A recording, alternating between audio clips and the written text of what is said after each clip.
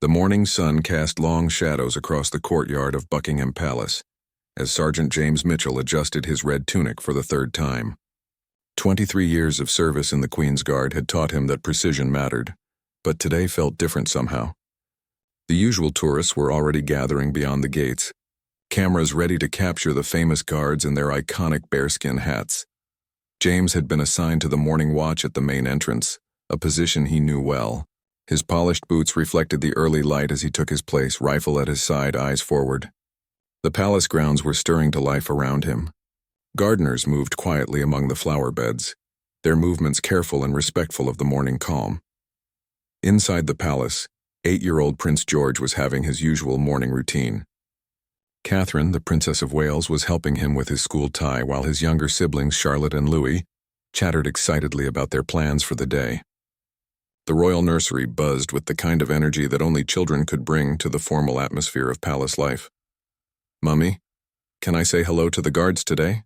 George asked, his innocent question causing Catherine to pause. She had always encouraged her children to be polite and kind to everyone they met, including the palace staff who worked so hard to keep their family safe. "Perhaps after your lessons." "Darling," she replied, smoothing down his collar. "But remember, the guards are working very hard to protect us. They need to concentrate on their important job." George nodded seriously, the way children do when they understand something is important, but don't quite grasp all the reasons why. He had often watched the guards from the palace windows, standing so still and straight that they looked like the toy soldiers in his bedroom, except these were real people doing a real job. Outside, James maintained his position with the discipline that had been drilled into him since his first day of training. The Queen's Guard were not just ceremonial figures. They were active soldiers with a serious duty to protect the royal family. Every movement, every glance, every moment of their watch was purposeful. The morning progressed with its usual rhythm. Palace staff moved through their duties. Visitors gathered at the gates, and the guards stood their silent watch. James was aware of everything around him: the sound of footsteps on gravel, the distant hum of London traffic, the occasional click of tourist cameras. His training had taught him to notice everything while appearing to notice nothing. Around mid-morning, he caught sight of movement in one of the upper palace windows. A small face appeared briefly, then disappeared. James didn't move his head, but his eyes tracked the window. Children in the palace were not unusual, but something about this particular glimpse stayed with him. The face appeared again, this time staying longer. It was a young boy with sandy hair, pressing his nose against the glass. James recognized him immediately, Prince George, second in line to the throne. The boy seemed fascinated by the guards below, watching their precise movements with the kind of intense curiosity that only children possessed. George had finished his morning lessons earlier than usual and found himself drawn to the window overlooking the courtyard. He had always been curious about the guards, these men in their magnificent red uniforms who stood so perfectly still for hours at a time. His father had explained that they were soldiers, brave men who had chosen to serve their country and protect their family. From his vantage point, George could see Guard James clearly. There was something about this particular guard that caught his attention. Maybe it was the way he stood so straight and proud, or the careful way he held his rifle. George had met many important people in his short life, but there was something different about watching someone work, really work, to keep him and his family safe. The boy's grandmother, the late Queen Elizabeth, had often spoken to him about service and duty. She had explained that many people worked very hard to help their family do their job properly, and that they should always be grateful and respectful to those people. George took these lessons seriously, in the way that children do when they love and respect the person teaching them. As James continued his watch, he became increasingly aware of his young observer. The boy's face would appear and disappear at irregular intervals, sometimes staying for just a few seconds, sometimes for several minutes. James found himself looking forward to these brief appearances, though he never let it show in his posture or expression. There was something touching about the child's obvious fascination with the guards. James had 3 children of his own, and he recognized the look of genuine interest and admiration in the young prince's eyes. It reminded him why he took such pride in his uniform and his duty. The morning was drawing towards its end when something unexpected happened. Prince George disappeared from the window for longer than usual, and James assumed the boy had been called away for lunch or afternoon activities. The routine of palace life was structured and precise, much like the guard duties themselves. But then James heard something that made his disciplined composure waver for just a moment. Footsteps were approaching across the courtyard. Small footsteps accompanied by the soft sound of a child's voice asking quiet questions. Someone was bringing Prince George outside, and they were walking directly towards James's position. The sergeant's training kicked in immediately. He remained perfectly still, eyes forward, but his awareness heightened. Protocol for interactions with the royal family was clear and specific, especially when it involved the children. He must remain professional, respectful, and alert at all times. As the footsteps grew closer, James caught a glimpse of movement in his peripheral vision. A small figure in a Navy school uniform was approaching, accompanied by what appeared to be a member of the palace staff. The moment that would change both their days was approaching, though neither the guard nor the young prince could have predicted what was about to unfold. Prince George walked across the courtyard with careful steps, his small hand holding onto that of Mrs. Eleanor Webb, one of the senior palace staff members who had worked with the royal family for over 15 years. She had been the one to suggest this little expedition when she noticed the young prince's continued fascination with the guards from his classroom window. "Remember what your mother told you about the guards being at work," Mrs. Webb whispered gently as they approached. "They have to stay very still and quiet to do their job properly." George nodded solemnly, his young mind processing the importance of what he was about to do. At 8 years old, he was beginning to understand that his life was different from other children's, and that the people around him had special jobs that were connected to his family's role. The guards weren't just men in fancy uniforms. They were protectors, and that made them very important indeed. As they drew closer to Sergeant James, Mrs. Webb could see the slight tension in the guard's shoulders. She had worked in the palace long enough to recognize the careful balance the guards maintained between their ceremonial duties and their very real security responsibilities. Any unexpected interaction required them to stay alert while maintaining their traditional composure. "Good morning, Sergeant," Mrs. Webb said quietly when they were within speaking distance. James's eyes remained fixed straight ahead, but she could see the almost imperceptible acknowledgement in his posture that he had heard her. George looked up at the guard with wide, curious eyes. Up close, Sergeant James seemed even more impressive than he had from the window. The red tunic was perfectly pressed, every button gleaming in the morning light. The tall bearskin hat added to his imposing presence, making him seem like a character from one of George's storybooks come to life. "Prince George wanted to say hello," Mrs. Webb continued, her voice carrying the kind of gentle authority that comes from years of managing delicate situations with grace. "He's been watching the guards from his window during lessons." For a moment, the courtyard seemed to hold its breath. The sounds of distant traffic, tourist chatter, and palace activity continued around them, but in this small circle of space, something special was happening. James maintained his professional stance, but both Mrs. Webb and George could sense his awareness of their presence. George had been thinking about this moment since breakfast. His father, Prince William, had told him stories about the guards, about their training and their dedication. His mother had explained how important it was to be kind and respectful to everyone who worked to help their family. Now, standing in front of this real guard, George felt a mixture of excitement and nervousness. "Hello?" George said softly, his young voice carrying across the small distance between them. "Thank you for keeping us safe." The words were simple, but they carried a weight that surprised everyone present. Mrs. Webb felt a familiar warmth in her chest, the kind she experienced whenever she witnessed the genuine kindness that the royal children had been taught to show. James, despite his training and experience, felt something shift inside him at hearing those words from this small boy. The sergeant had been thanked before, of course. He had received commendations, letters of appreciation, and formal recognition for his service.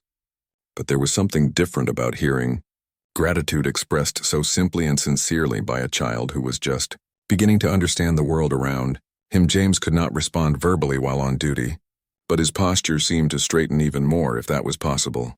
There was a subtle change in his bearing, a sense of renewed pride and purpose that came from being acknowledged not just as a ceremonial figure, but as a person doing meaningful work. George continued to look up at the guard, his curiosity evident in his expression. He had so many questions he wanted to ask. How long did guards have to stand still? Did their arms get tired from holding the rifle? Did they get scared sometimes? Were they ever cold in winter or hot in summer? But even at his young age, George understood that this wasn't the time for questions. The guard was working, and work required concentration and focus. Instead, he simply stood there for a moment, taking in every detail of the uniform, the bearing, the sense of duty that seemed to radiate from the man before him. Mrs. Webb watched this silent exchange with professional interest and personal warmth. She had seen many interactions between the royal family and their staff over the years, but children's encounters with the guards always held a special quality. There was something pure about a child's appreciation for the pageantry and purpose of the Queen's Guard. "The guard's name is Sergeant Mitchell," Mrs. Webb said quietly to George.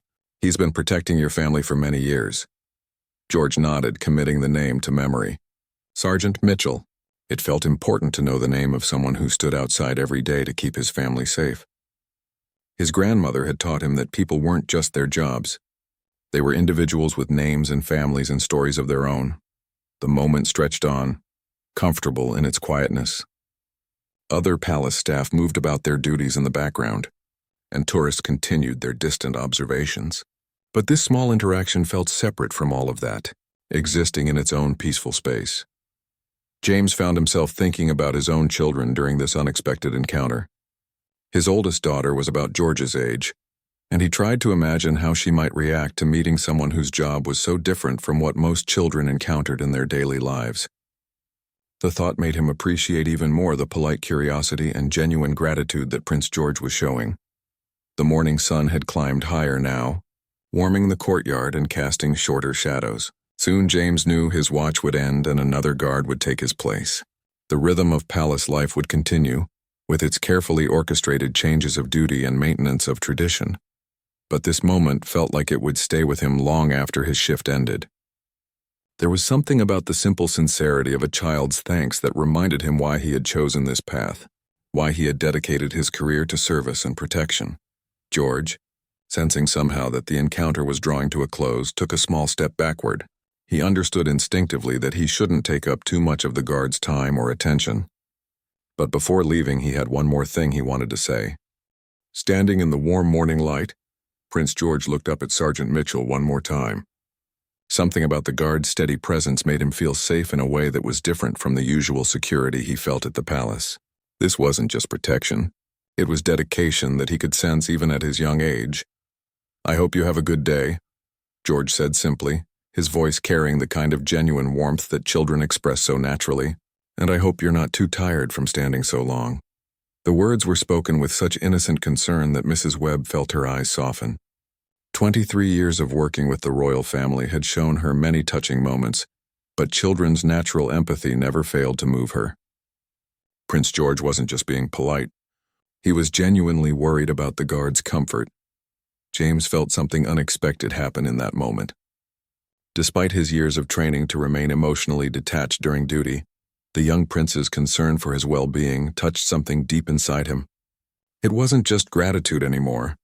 It was genuine care from a child who was thinking about him as a person, rather than just a uniformed figure. The sergeant had stood guard through rain, snow, blazing summer heat, and bitter winter cold. He had maintained his position during long ceremonies, state visits, and countless routine days. Physical discomfort was part of the job, something he had long ago learned to manage. But hearing an 8-year-old boy worry about whether he might be tired brought a new perspective to his service. Mrs. Webb could see that this interaction was affecting both the guard and the prince in ways that went beyond the usual brief encounters between the royal children and palace staff. There was a genuine human connection forming, the kind that reminded everyone involved why service and gratitude mattered so much. "Perhaps we should let Sergeant Mitchell continue with his important work," Mrs. Webb suggested gently to George. She understood the balance between allowing meaningful moments to unfold and respecting the professional duties that couldn't be interrupted for too long. George nodded, but he didn't move immediately. Instead, he did something that would be talked about in the palace for weeks to come. The young prince stood a little straighter, his shoulders back in an unconscious imitation of the guard's perfect posture, and gave a small, respectful bow. It wasn't a formal court bow or anything he had been specifically taught for this situation. It was simply a child's instinctive way of showing respect to someone he recognized as important and worthy of honor. The gesture was brief but unmistakably sincere. James felt his breath catch slightly at the unexpected display of respect. In all his years of service, he had been saluted by fellow soldiers, acknowledged by superior officers, and formally recognized by various officials. But this spontaneous bow from a young prince carried a different weight entirely. The gesture spoke to something fundamental about respect, service, and the recognition of one person's dedication by another. It didn't matter that one was a future king and the other was a working soldier. In that moment, they were simply two people acknowledging each other's worth. Mrs. Webb watched with quiet pride as Prince George completed his small bow. She knew that this moment reflected the values that Prince William and Catherine worked so hard to instill in their children: respect for others, regardless of their position, and appreciation for those who served were lessons that couldn't be taught through words alone. They had to be demonstrated and practiced. As George straightened up from his bow, something remarkable happened. For just a split second, so briefly that only the most observant watcher would have noticed, Sergeant Mitchell's eyes shifted downward to meet the prince's gaze. It was the slightest movement, a minute break in protocol that spoke volumes about the impact of the moment. In that brief eye contact, an understanding passed between them. The guard's expression remained professional, but his eyes conveyed acknowledgement, appreciation, and perhaps a touch of surprise at the young prince's maturity and kindness. George, meanwhile, seemed to understand that he had been truly seen and acknowledged by this impressive figure. The moment lasted only seconds before James's gaze returned to its proper forward position, but the connection had been made. Both the 8-year-old prince and the experienced sergeant would remember this brief exchange long after the morning had ended. "Thank you, Sergeant Mitchell," George said one final time, his young voice carrying a formality that showed he understood the importance of what had just happened. "I hope I see you again soon." Mrs. Webb placed a gentle hand on George's shoulder, signaling that it was time to return to the palace. The boy took her hand willingly but kept looking back at the guard as they began to walk away. There was something about Sergeant Mitchell that had captured his imagination and respect in a way that felt important. As they moved across the courtyard, George's mind was already working through what he had experienced. He wanted to tell his parents about meeting the guard, about how tall and strong and serious he seemed, but also about how it felt to actually thank someone who worked so hard to protect his family. James watched them go from the corner of his eye, maintaining his professional stance but acutely aware of the small figure walking away. The encounter had lasted only a few minutes, but it had reminded him why he had chosen this life of service, why he took pride in his uniform, and why protection of the royal family was about more than just duty. The courtyard settled back into its usual rhythm as Mrs. Webb and Prince George disappeared through one of the palace entrances. Other staff members continued their work. Tourists continued their observations from beyond the gates, and the morning progressed according to its established schedule. But something had changed in those few minutes. Both the guard and the prince had experienced something that would stay with them, a reminder that behind every uniform was a person, and behind every title was a child learning about the world and his place in it. The sun continued its climb across the London sky, casting new shadows and bringing new warmth to the palace grounds. Soon, James's watch would end, but the memory of Prince George's bow and genuine concern would remain with him long after he had changed out of his red tunic and bearskin hat. The remainder of Sergeant Mitchell's watch passed with a new awareness that he hadn't expected. Every tourist's camera click, every footstep across the courtyard, every sound of palace life seemed sharper somehow. The brief encounter with Prince George had awakened something in him that made his familiar duties feel fresh and meaningful, in a way they hadn't for months.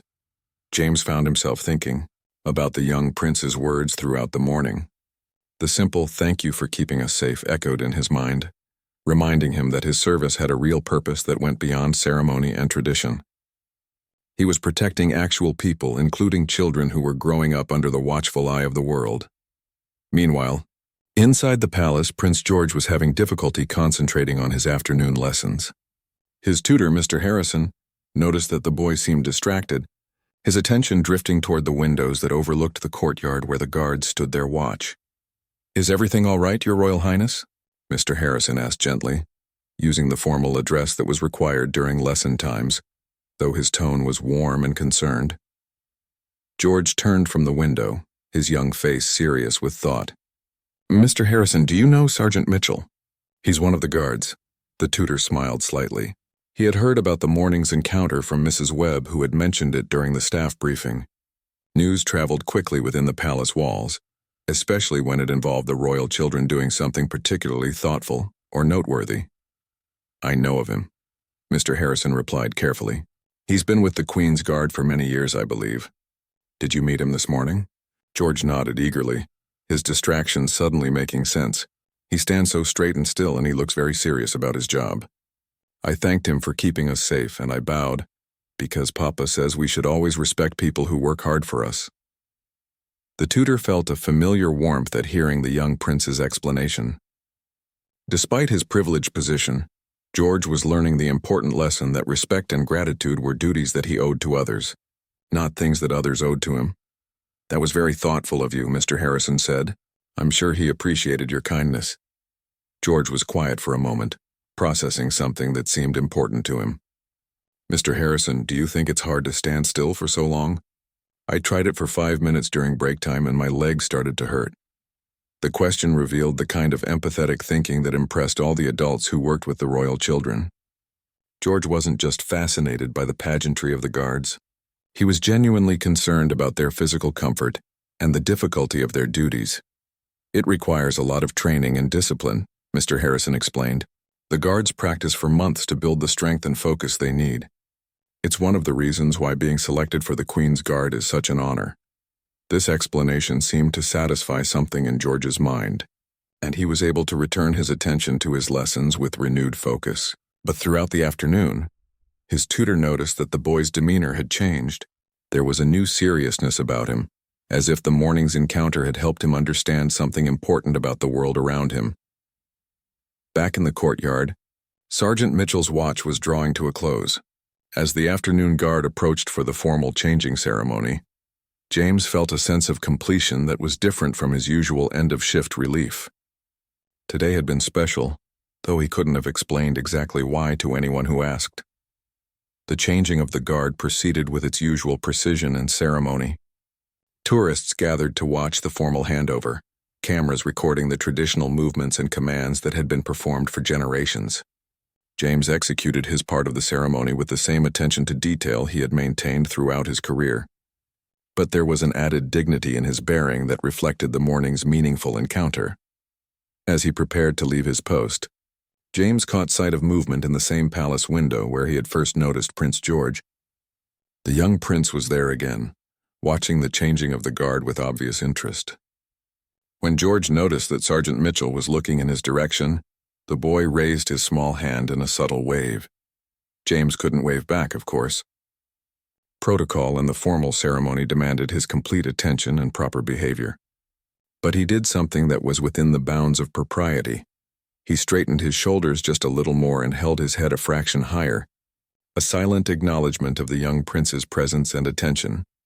George understood the subtle response immediately. Even at 8 years old, he could see that the guard was acknowledging him in the only way possible during the formal ceremony.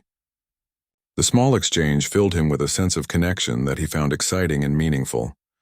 Mrs. Webb, who had been watching from another window, smiled at the brief interaction. She had worked with the royal family long enough to recognize the signs of a genuine friendship beginning to form. There was something special about the mutual respect and interest that had developed between the young prince and the experienced guard.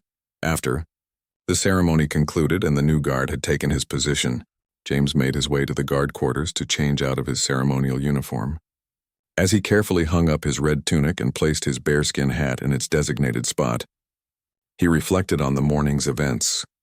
In the staff changing room, several of his fellow guards were discussing the usual topics: upcoming duties, weekend plans, family news. James listened quietly while removing his polished boots, but his mind kept returning to the image of Prince George's respectful bow and concerned questions about whether guards got tired from standing so long. "You seem thoughtful today, James," observed Corporal Davies, who had served alongside Mitchell for several years. "Good watch?" James paused in his preparations, considering how to respond. How could he explain that a few minutes of conversation with an 8-year-old had reminded him why he loved his job? How could he describe the impact of genuine gratitude expressed by a child who was learning about respect and service? Different, he said finally. In a good way. Davies nodded, understanding that sometimes the most meaningful moments in military service couldn't be easily put into words. The bond between soldiers was built on shared understanding of duty, honor, and the quiet satisfaction of service well performed. As James finished changing into his civilian clothes, he made a decision that would have surprised him at the beginning of the day. Instead of heading straight home as he usually did, he decided to walk through one of the public areas of the palace grounds, hoping for a chance to see the royal family during their afternoon activities. He told himself it was just curiosity, but deep down he knew he was hoping for another glimpse of the thoughtful young prince who had made such an impression on him. There was something about George's genuine interest and respect that had touched him profoundly, and he found himself wanting to learn more about this remarkable child who would someday be king. James Mitchell walked slowly through the public gardens that bordered the palace grounds, still wearing his civilian clothes but carrying himself with the same straight-backed posture that years of military service had ingrained in him. The afternoon sun filtered through the ancient oak trees, creating patterns of light and shadow on the carefully maintained pathways. He wasn't sure exactly what he hoped to accomplish by lingering near the palace after his shift had ended. As a professional soldier, he understood the importance of maintaining appropriate boundaries. Yet something about his encounter with Prince George had left him with a sense of unfinished connection, a feeling that their brief meeting had been the beginning of something rather than a complete moment in itself. Meanwhile, inside the palace, Prince George was experiencing a similar restlessness. His afternoon lessons had concluded, and he had completed his homework with unusual speed and efficiency. Now he found himself drawn once again to the windows overlooking the courtyard, watching the new guard who had taken Sergeant Mitchell's place. "George, darling, you've been staring out that window for 10 minutes. His mother, Catherine, observed as she entered the nursery. She had heard about the morning's encounter from Mrs. Webb and had been curious to see how it had affected her eldest son. "I'm watching the new guard." "Mummy," George replied without turning from the window. "He's different from Sergeant Mitchell. He stands a little differently, and he holds his rifle at a slightly different angle." Catherine moved to stand beside her son, impressed by his observational skills. "You seem to have paid very close attention to Sergeant Mitchell this morning." George finally turned from the window, his young face serious with thought. "He seemed very dedicated to his job, Mummy. And when I thanked him for keeping us safe, I could tell that he really cared about protecting us. It wasn't just something he had to do. It was something he wanted to do." The princess was struck by her son's insight. At only 8 years old, George was already beginning to understand the difference between obligation and genuine commitment, between performing a duty and truly believing in its importance. "That's a very mature observation," Catherine said, settling into a chair near the window. "What made you realize that about Sergeant Mitchell?" George considered the question carefully, the way children do when they're trying to put complex feelings into words. "When I looked at him, he seemed proud. Not proud like showing off, but proud like when I finish a difficult assignment and know I've done my best work. And when I bowed to him, his eyes looked happy, I think, like he was glad that I understood his job was important." Catherine felt a surge of pride in her son's emotional intelligence and empathy.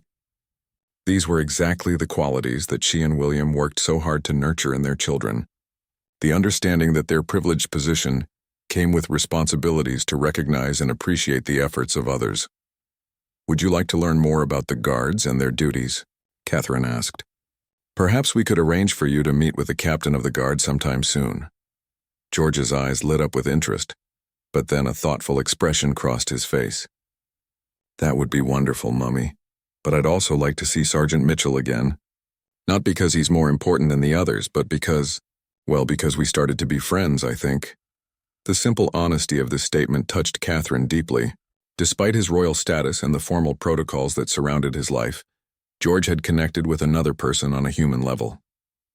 He wasn't interested in meeting the captain because of rank or ceremony. He wanted to continue a friendship that had begun with mutual respect and genuine interest.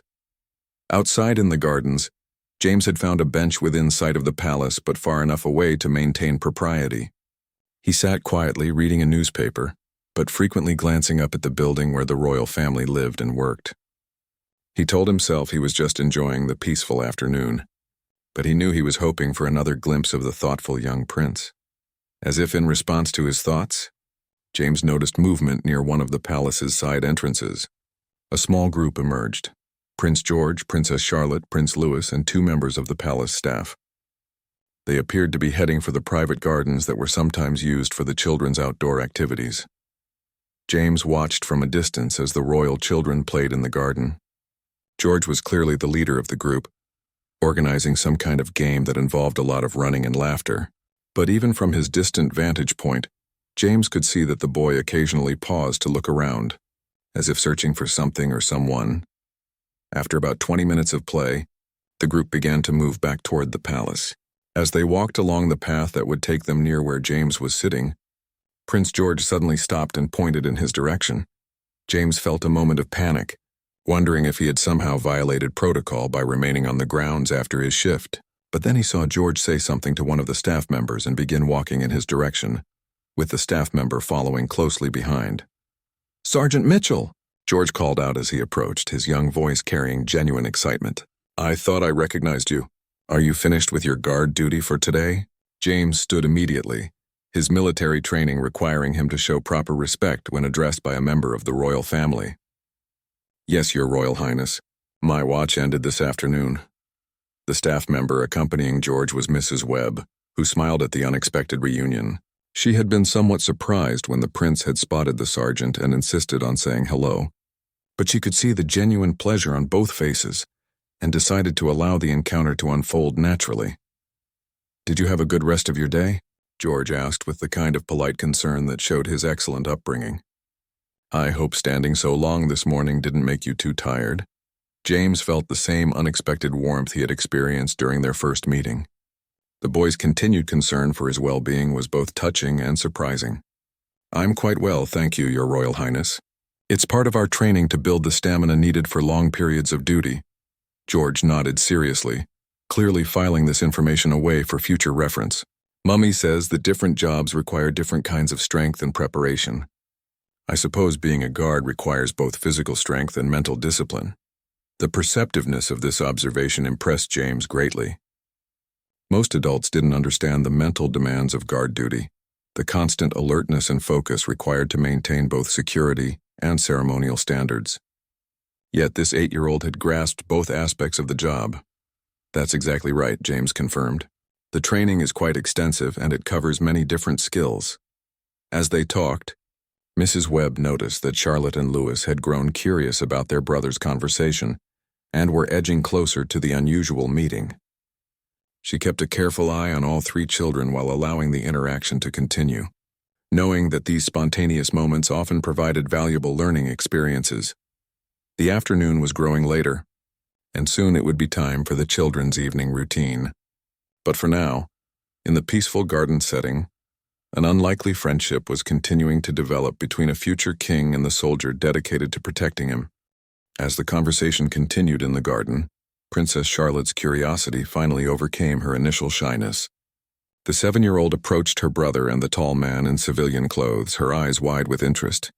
"George, who is this?" Charlotte asked with the direct manner that children possess before they learn to be overly cautious around new people. "This is Sergeant Mitchell," George explained proudly, clearly pleased to make the introduction. "He's one of the guards who protects our family.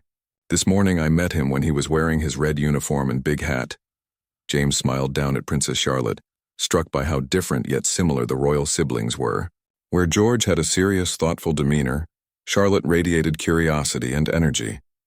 Both children, however, shared the same genuine warmth and excellent manners that spoke well of their upbringing. "Hello, Sergeant Mitchell," Charlotte said with a small curtsy that she had clearly been practicing. "Thank you for keeping us safe. Do you have children of your own?" The question caught James slightly off guard, though he was becoming accustomed to the directness and genuine interest of the royal children. "I do, Your Royal Highness. I have 3 children, Emma, who is about your brother's age, Jack, who is 6, and little Sophie, who just turned 4.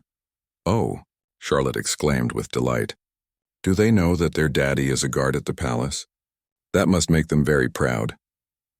James felt a familiar warmth at the thought of his own children. "They are quite proud, yes.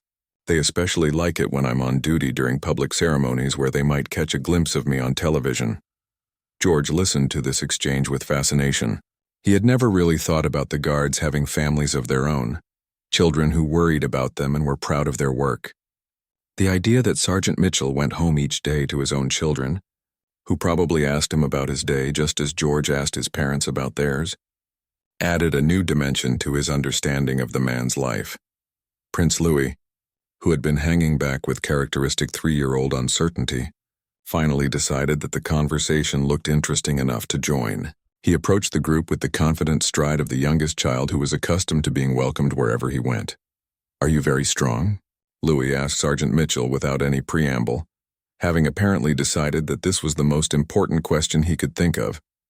James chuckled at the direct inquiry. "I try to stay in good physical condition, Your Royal Highness. Being a guard requires a certain level of fitness and strength." "Can you lift me up?"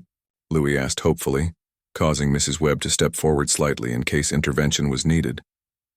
"Louis," George said with the gentle correction of an older brother, "Sergeant Mitchell isn't working right now, but we should still be polite and not ask him to do things that might not be appropriate." James was impressed by George's consideration and diplomatic handling of his younger brother's request. The 8-year-old was clearly learning to balance kindness with proper protocol, a skill that would serve him well throughout his future role. "Actually," James said carefully, "if Mrs. Webb thinks it would be all right, I'd be honored to lift you up for just a moment." Mrs. Webb nodded her approval, recognizing that this small gesture would mean a great deal to the young prince and posed no security concerns, given the controlled environment and James's proven trustworthiness. James carefully lifted Prince Louis, who giggled with delight at being elevated above everyone else's eye level. The moment was brief but joyful, and even Charlotte clapped her hands at her little brother's obvious pleasure. As James gently set Louis back down, he noticed that George was watching the interaction with a thoughtful expression. There was something in the boy's eyes that suggested he was processing not just the physical act of being lifted, but the kindness and attention that the guard was showing to his younger siblings. "Sergeant Mitchell," George said when Louis had been safely returned to the ground, "would you like to walk with us back toward the palace? Mrs. Webb could show you some of the gardens that most people don't get to see." The invitation was clearly spontaneous, but it carried the unmistakable authority of someone who was accustomed to having his suggestions taken seriously. Mrs. Webb looked slightly surprised but not displeased by the prince's offer. "If it wouldn't be an imposition," James replied carefully, "I would be honored to see more of the palace grounds." As the small group began to walk along the garden paths, James found himself in the unusual position of being given a personal tour by the future King of England. George pointed out various features of the landscape, from historic trees that had been planted by previous monarchs to flower beds that were maintained according to traditions stretching back generations. "That oak tree was planted by Queen Victoria," George explained, pointing to a massive specimen that dominated one corner of the garden. "Papa told me that it was just a small sapling when she put it in the ground, and now look how enormous it's grown." James gazed up at the ancient tree, struck by the continuity it represented. The oak had witnessed over a century of royal history, had provided shade for generations of monarchs and their families, and would likely continue to grow long after everyone currently walking beneath it had passed on. "It's remarkable to think about all the history that tree has witnessed," James observed. "That's exactly what I think about," George exclaimed with excitement. "I wonder what stories it could tell if trees could talk. It would have seen Queen Victoria, and King Edward and King George and my great-grandmother, when she was just a little girl." The boy's sense of historical connection and his ability to imagine the past impressed James deeply. George wasn't just learning about history as a series of dates and facts. He was developing a real understanding of the continuity and responsibility that came with his family's role. As they continued their walk, James noticed that each of the royal children had their own way of engaging with their surroundings. Charlotte asked questions about the flowers and wildlife. Louis was fascinated by anything that moved or made noise, and George provided thoughtful commentary about the historical and personal significance of various locations. The afternoon was growing later, and James knew that soon it would be time for the children's evening routine. But for now he was experiencing something he had never expected when he first put on his guard uniform: a genuine friendship with the people he had sworn to protect, and a deeper understanding of the human side of the royal family he served. As their walk through the gardens drew to a close, the small group found themselves near the main palace entrance, where James had begun his day on guard duty. The late afternoon sun cast long shadows across the courtyard, and the evening guard was already in position, standing with the same disciplined attention that James had maintained that morning.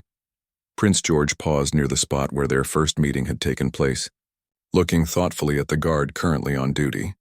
"It's strange to think that this morning I didn't know your name," he said to Sergeant Mitchell, "and now it feels like we've been friends for much longer than just one day." James was touched by the boy's sentiment, which echoed his own feelings about their unexpected connection. Sometimes the most meaningful friendships begin in the most ordinary moments. "Your Royal Highness." Mrs. Webb, who had been quietly observing the interactions throughout their garden walk, knew that it was time to bring the afternoon's activities to a close. The royal children had evening routines to follow, and Sergeant Mitchell had already extended his time at the palace well beyond his normal duty hours. "Children," she said gently, "it's time to head inside for supper and your evening preparations." Charlotte and Louis accepted this announcement with the easy compliance of children who were accustomed to structured schedules.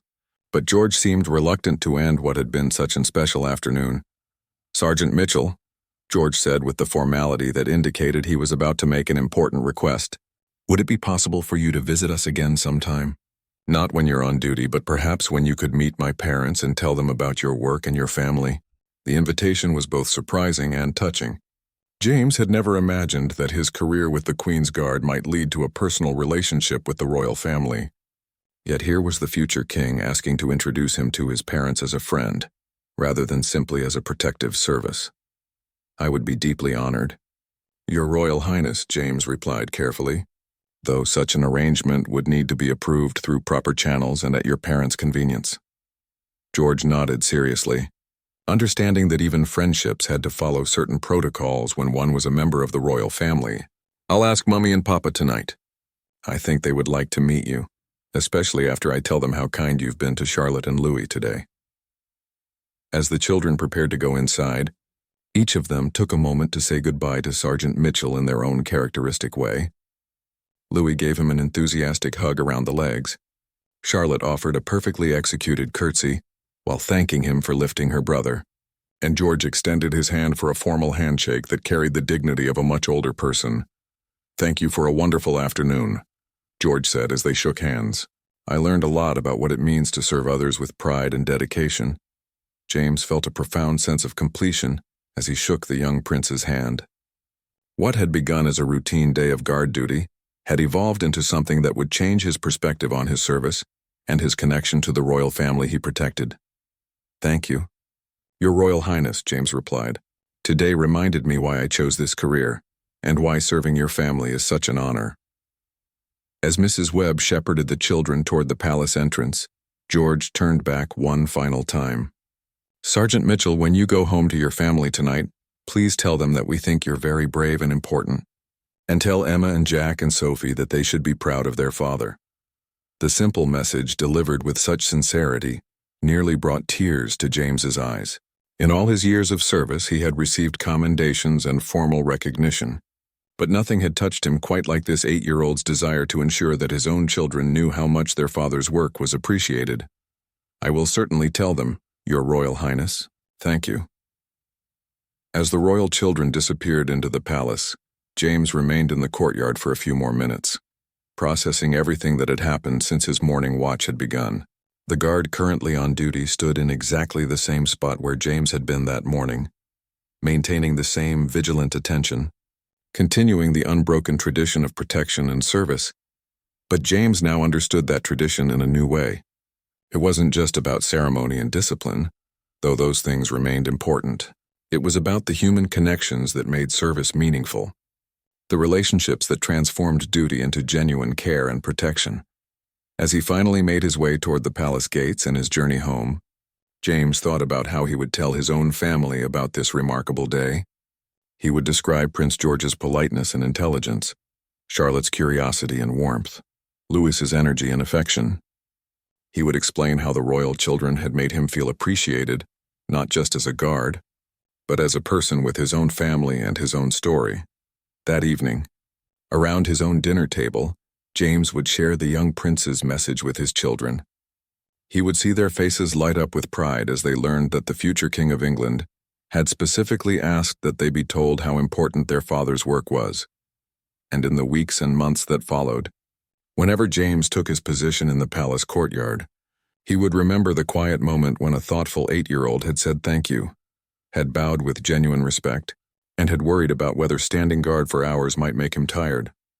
The friendship that had begun with that simple interaction would continue to grow, reminding everyone involved that behind every uniform was a person, behind every title was a human being, and that the most profound connections often began with the simplest acts of kindness and recognition. Years later, when Prince George was older and understood even more about duty, service, and the weight of responsibility he would someday carry, he would still remember Sergeant Mitchell as the man who had taught him that true leadership meant recognizing and appreciating the dedication of those who served others.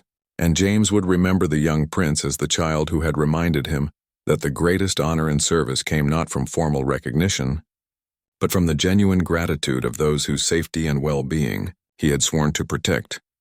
The quiet moment that had moved the palace had become the foundation of a lasting understanding between a future king and the soldier who served him, proving that sometimes the most important lessons about respect, service, and human connection come from the most unexpected encounters.